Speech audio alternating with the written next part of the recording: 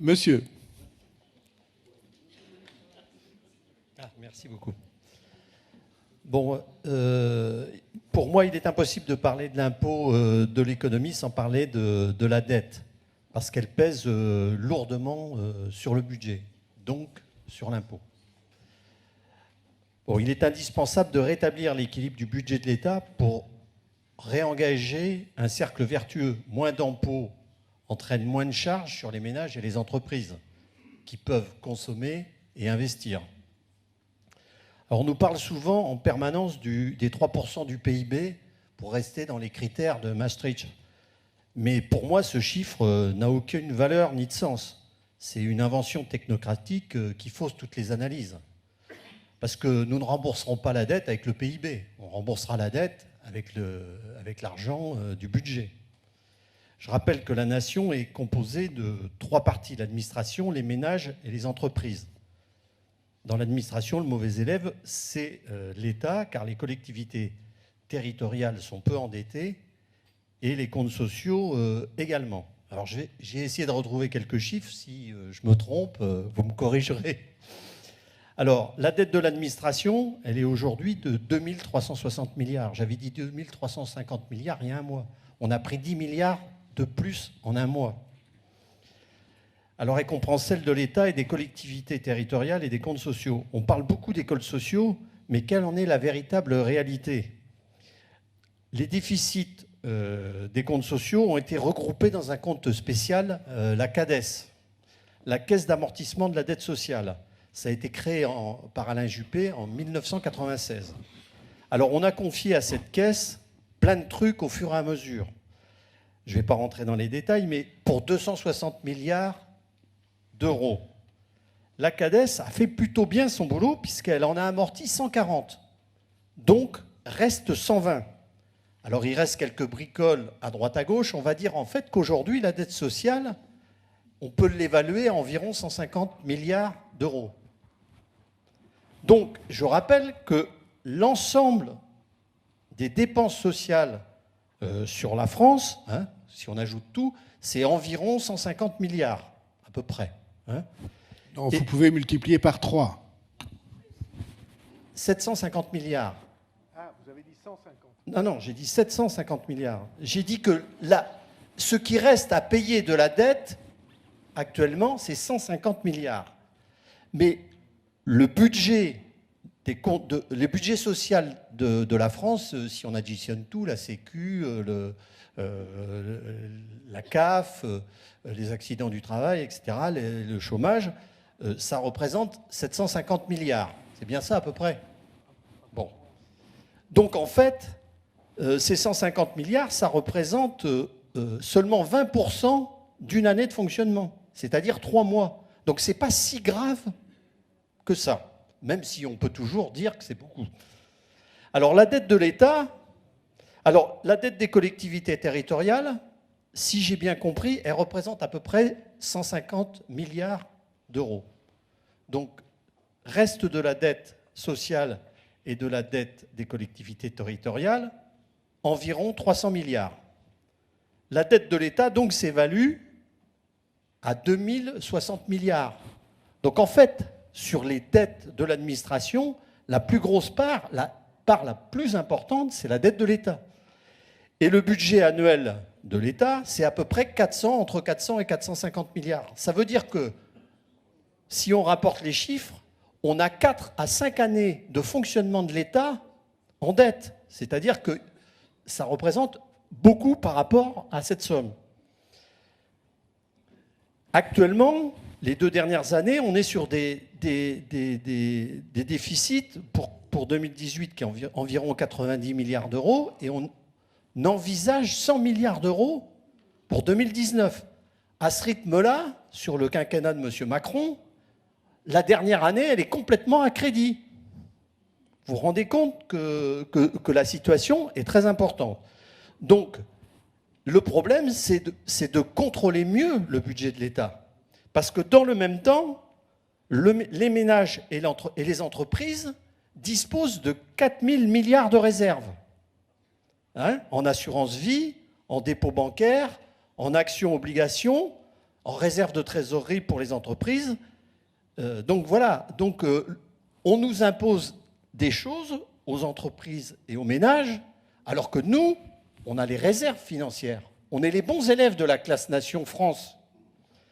Alors, est-ce que je puis vous rappeler que c'est vous, comme vous dites, les ménages, qui dépensez et recevez les services publics aussi? Oui, non, mais absolument. Non, mais vous dites, on est les bons élèves. Je veux dire, il n'y a pas l'État d'un côté et les ménages de l'autre.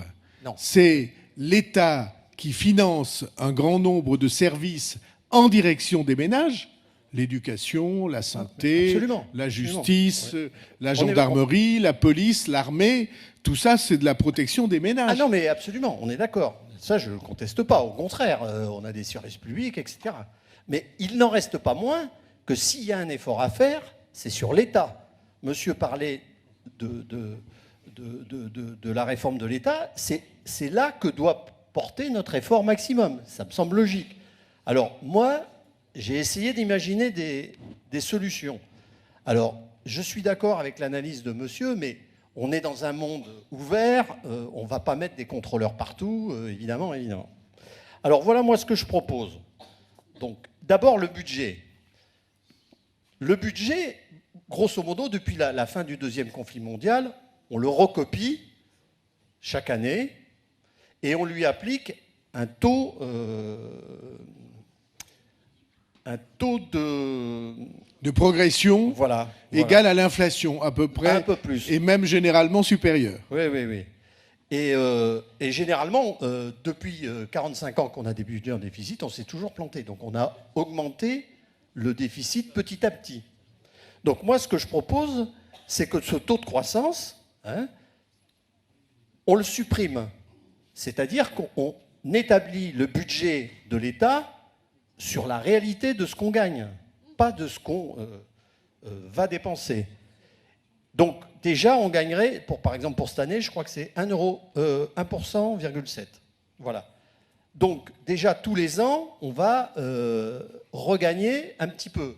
Et moi, je suis contre les méthodes violentes. Il faut faire dans la durée, puisque c'est 2300 milliards. Cher monsieur, je connais un candidat à l'élection présidentielle qui a défendu cette thèse dans une élection récente. Bon, très bien. Et en plus de ce taux de croissance... Alors, il n'a pas été élu, hein? Non.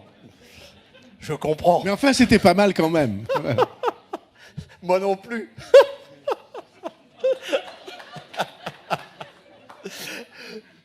Donc, et en plus, on applique un taux de 1% en moins pour regagner plus. Je propose aussi qu'on remette le budget de l'État à plat. Parce qu'on le recopie petit à petit, mais en fait, monsieur le disait, il y a plein de trucs qu'on reconduit, etc.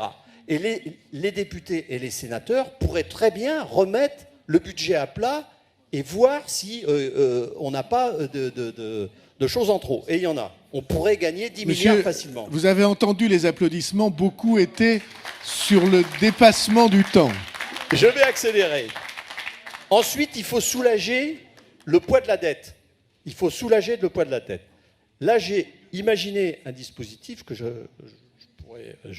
vais pas parler ici, mais pour soulager le poids de la dette de la moitié, 1000 milliards d'euros, avec une idée très spéciale, assez simple, ce qui permettrait de gagner 20 milliards, puisque le poids du remboursement de la dette, ou de l'intérêt, est environ de 40 milliards actuellement. Avec cette stratégie, on pourrait rééquilibrer le budget de l'État à l'horizon 2030. Et petit à petit, on regagnerait des marges et on pourrait avoir un remboursement... Monsieur, vous allez nous laisser votre feuille. Oui. On prendra en compte... Je finis. Parce que là, je ne fais pas face à mes obligations. Donc, non. Et on arriverait à un remboursement de la dette en 2060. Et il y a un deuxième dernier point au niveau international. Monsieur parlait tout à l'heure de l'organisation mondiale. Après la guerre, on a eu une organisation mondiale qui s'appelait le traité de Bretton Woods. Le traité de Bretton Woods a été démantelé au fil des années à partir de 1970.